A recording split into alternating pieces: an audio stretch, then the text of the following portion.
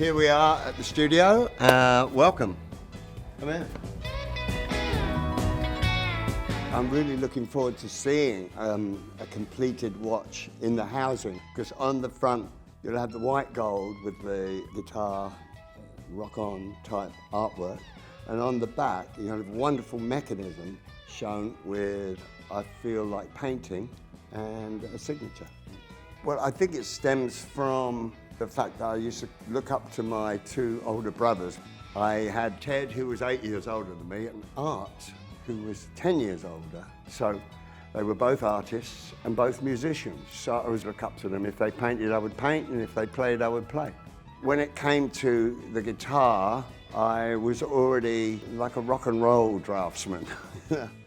They were a pleasure, actually, a pleasure to paint, and it's a challenge. I've always loved the challenge, and the smaller, the better, because I wanted to do recently a series of miniature paintings. So when Nick and Giles came along to me to say, will you please do some small wristwatch faces, I thought, fantastic, what a challenge.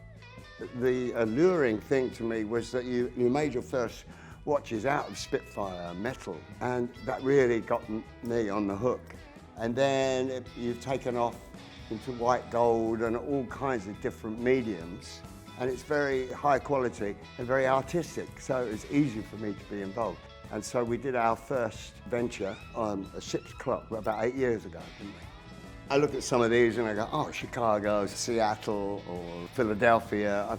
At different places, I get a little time to spend finding an actual space to sort of go, oh, now I can do a little bit of art, you know. Giles brought the rest that I did on tour over today, and they were like old friends getting together, and they were all so different. We've made an edition. Each one is a one-of-one, and the edition is 47.